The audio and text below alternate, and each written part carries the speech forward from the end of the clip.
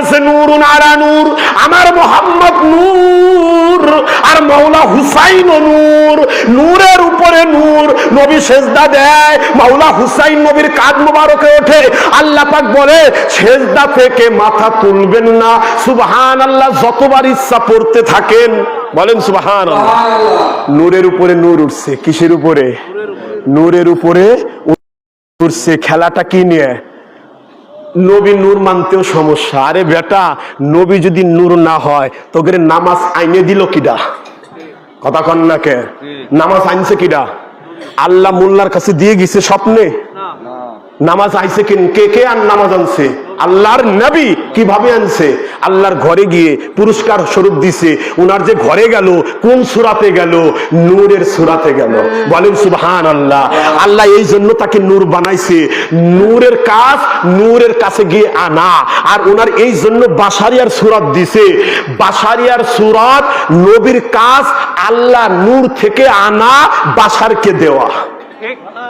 উনি নূর না হলে নূর থেকে আনতে পারবে না। আর উনি যদি বাশারের রূপ না নেয়, ওই যা আনছে ওটাকে দিতেও পারবে না। কারণ উনি যদি নূর হয়ে আমাদের মাঝে ঘুরে, আমরা দেখবো? কথা কোন দেখবো? মোল্লা তুমি কও শয়তান দেখা যায় না। শয়তানকে আমরা দেখতে পারি, জিনকে দেখতে পারি। জিন আছে না? শয়তান আছে না? ফেরেশতারা নূর থাকতে পারে, নবী মাটি হয়। নবী কি হয়?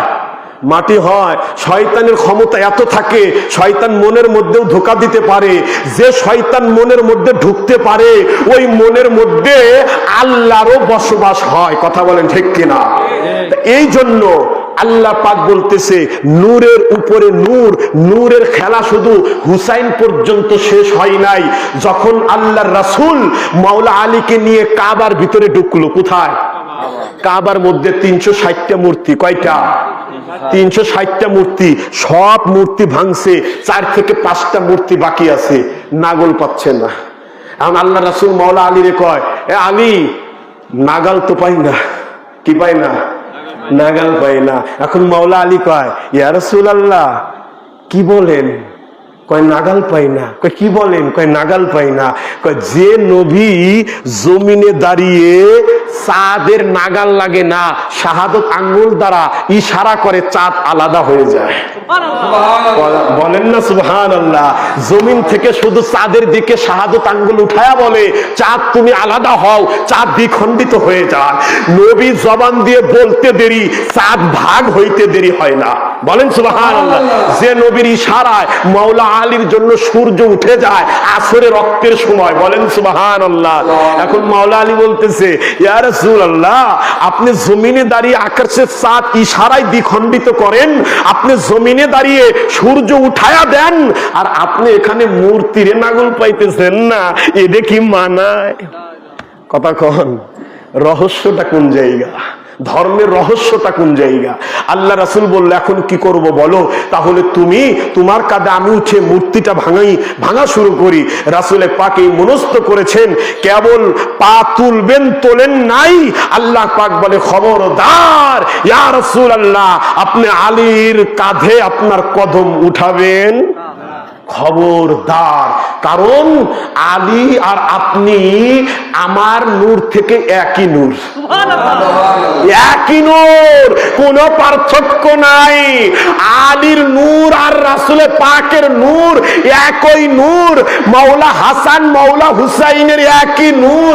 মা ফাতেমা, আলী, হাসান, হুসাইন, রাসূলে পাক, পাক পাঞ্জাতন প্রত্যেককেই উন্ডা একটাই নূর। বলেন সুবহানাল্লাহ। রাসূলে পাক বললেন, তাহলে আমি উঠবো না। আলী মাওলা আলীকে বললেন, তুমি আমার এই নবুয়তের কাদের, রাসূলে পাকের কাদের মধ্যে উঠে দাঁড়াও। বলেন সুবহানাল্লাহ।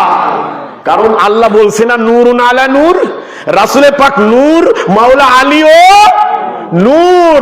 রাসূলে পাকের নূরের উপরে আল্লাহ এখন আলীরে উঠাবে, নবুয়তের উপরে বেলায়াত উঠবে। বলেন না সুবহানাল্লাহ। আরে বেলায়াতই বোঝে না। কয় বেলায়াত মানতে গেলে তো আলী মানা লাগে, আর আলী মানতে গেলে তো ওলি মানা লাগে। কথা কন, আলী ছাড়া ওলি না। আলী ছাড়া ওলি না, বেলায়েত ছাড়া আলী না, আলী ছাড়া ওলি হওয়া যায় না। ওলি হতে হলে আলীর সিগনেচার লাগে, মাওলা আলীর সিল লাগে। বলেন সুবহানাল্লাহ। মাওলা আলীর অনুমতি ছাড়া পৃথিবীতে কেউ ওলি হতে পারে না। যখন মাওলা আলী রাসূল পাকের কাঁধের মধ্যে উঠে গেলেন, রাসূল পাক বললেন, আলী তুমি মূর্তির কি পাইছো? তোমার হাত কি পৌঁছাইছে মূর্তির মাথা পর্যন্ত? মাওলা আলী বলল, ইয়া রাসূলুল্লাহ, আমার হাত শুধু মূর্তি পর্যন্ত পৌঁছাই নাই, আমার হাত আল্লাহর আরশে আজিম পর্যন্ত পৌঁছে গেছে। আমি আলী আল্লাহর আরশে আজিমের চকাট ধরে ফেলছি। ইয়া রাসূলুল্লাহ। আল্লাহু আকবার। আলীকে আলীকে আলীকে আলা থেকে আলী, আল্লাহর নূর আলী, আল্লাহর নূর আলী, আল্লাহর হাত আলীর হাত, আল্লাহর হাত আলীর চোখ, আল্লাহর চোখ, আলীর জবান, আল্লাহর জবান। আলীর চিনো না তুমি, মোল্লা হইলা কিভাবে? আলীর না চিনে তুমি জান্নাতে যাবা কিভাবে? কথা কোন ঠিক কিনা? এবার আসেন, যখন নূরের উপরে নূর উঠাইলো, আল্লাহর কি কুদরতি খেলা। বলে, তুমি কি আরশে আজিম পাইছো? বলে, হ্যাঁ পাইছি। আল্লাহর রাসূল বলে যে যিনি আলীরে চিনল না সে আমি রাসূলকে পাবে না। তোমরা আলীর দিদার পেতে হলে না দে আলী বেশি বেশি পড়ো, আর আমি নবী আলীর মোহাব্বত দ্বারা তোমাদের কাছে ধরা দেব। আলী কে? আল্লাহ রাসূল বলে, আযিকরু আলিয়্যুন ইবাদাত, আলীর স্মরণ করা তোমাদের জন্য ইবাদত। আল্লাহর স্মরণ ইবাদত না? কথা কন। নবীর স্মরণ করা ইবাদত না? স্মরণ মানে কি? জিকির। জিকির মানে কি? স্মরণ। জিকির মানে কি? ডাকা। জিকির মানে আহ্বান। জিকির মানে স্মরণ করা। আপনি বলেন আল্লাহ আল্লাহ আল্লাহ, জিকির হবে না? কথা কন। আর জিকির হইলে ওই আল্লাহর স্মরণ হবে না? আপনি যদি বলেন ইয়া রাসূল আল্লাহ, ইয়া রাসূল আল্লাহ, নবীর স্মরণ হবে না? নবীর ডাকা হবে না? এই জন্য নবী বলতেছে আযিকরুন আলিয়্যুল ইবাদা, তোমরা যেরকম আল্লাহ আল্লাহ বলে জিকির করো, তোমরা যেরকম ইয়া রাসূল আল্লাহ বলে জিকির করো, তেমনি ভাবে তোমরা ইয়া আলী ইয়া আলী ইয়া আলী বলে জিকির করো। আযিকরু আলিয়্যুন ইবাদাত, আল্লাহর জিকির করা যেরকম ইবাদত, আলীর স্মরণ করা, জিকির করা, আলীর নামে ডাক দেয়া তেমনি ইবাদত। শুধু বলে যে জিকির ইবাদত না, আর নাজরু আলিয়্যুন ইবাদাত, শুধু আলীর ডাকলে জিকির হয় না, আলীর দিক তাকা থাকলেও ইবাদত হয়। কোন ব্যক্তি আলী? যার চেহারা দেখলেও ইবাদত হয়। বলেন না সুবহানাল্লাহ। আল্লাহর রাসূল জাতার জবানের হাদিস, কোন মোল্লার কথা না। বলতেছে শুধু তাই নয়, কাবা দেখলে সওয়াব, কাবা তাওয়াফ করলে সওয়াব। আপনি যদি বলেন কাবা কাবা কাবা, সওয়াব।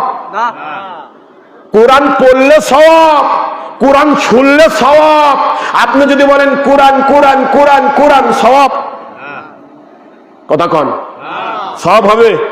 তাহলে কোরআন পড়লে সওয়াব, কোরআন শুনলে সওয়াব, কোরআন দেখলে সওয়াব, কোরআন কোরআন কোরআন, এর মধ্যে কোনো সওয়াব? কাবায় গেলে সওয়াব, কাবা দেখলে সওয়াব, কাবা কাবা কাবা বললে কোনো সওয়াব নাই। আলীর দেখলে সওয়াব, আলীর ডাকলে সওয়াব, আলী আলী বললে সওয়াব। কথা কন। আলী কে? যার দেখলে সওয়াব, যার দেখলে নেকি, যার নাম নিলে নেকি, যার ডাকলে নেকি, যার নাম জপলে নেকি, যার স্মরণ নেকি, সব কিছুতেই বান্দাদের জন্য নেকি। বলেন সুবহানাল্লাহ।